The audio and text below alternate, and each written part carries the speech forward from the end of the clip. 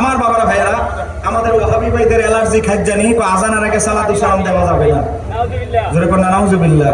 তো ভাই কেন দেওয়া যাবে না? একটা দলিল দেন। আজানের আগে সালাতু সালাম দেওয়া যে বেদাতে সাইয়া গুনাহ। এই আহলে হাদিস ভাইদেরকে বলছি, এবার কওমি ভাইদেরকে পরে বলতেছি। আহলে হাদিস ভাই, আপনাদের বড় ইমাম নাম হলো ইবনুল কাইয়ুম জাওজি। আমার বাসায় কিতাবটা আছে, সময়ের জন্য আনতে পারি নাই। এই আবারটা আমার বইয়ের মধ্যে দেওয়া আছে। এটা আমার বই মাসালার সমাধান। এখানে আমি আবারটা দিয়েছি। ইবনুল কাইয়ুম জাওজি, তার কিতাবের নাম জালাউল আফহাম, দুরূদ শরীফের ফজিলতের উপরে লেখা। সেই জায়গায় লিখেছে 18 জায়গায় দুরূদ শরীফ পড়া উত্তম জায়গাগুলো তালিকা দিচ্ছে। সেই তালিকার মধ্যে সে লিখতেছে ইনদাল আযান, আযানের আগেও দুরূদ সালাম পড়া উত্তম জায়গার অন্তর্ভুক্ত। সুবহানাল্লাহ।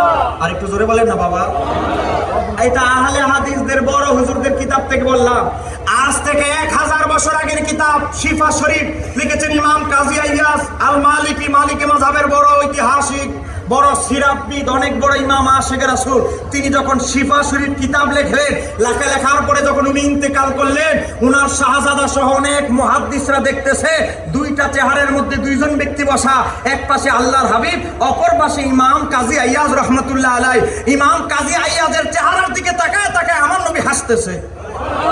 আরেকটু ধরে বলেন না। সেই ইমাম কাজী আইয়াজ শুধু শিফা শরীফ লেখার কারণে আল্লাহর হাবিবের এত কাছে নিকটবর্তী হয়েছেন।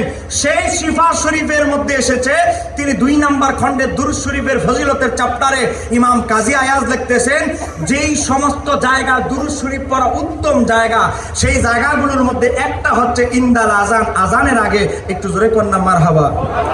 আরো জোরে বলেন। আমার বাবার ভাইরা, এই বিষয়ে আমার এখানে বিস্তারিত লেখা আছে। শুধু একটা মেসেজ রাখতে হবে, 7 জায়গায় দুরূদ শরীফ পড়া নিষেধ। জোরে বলেন কয় জায়গা? এই 7 জায়গা ছাড়া আপনি যেই জায়গায় মন চায় সেই জায়গায় দুরূদ শরীফ পড়েন, কোনো অসুবিধা নাই। সব জায়গায় দুরূদ পড়তে পারবেন।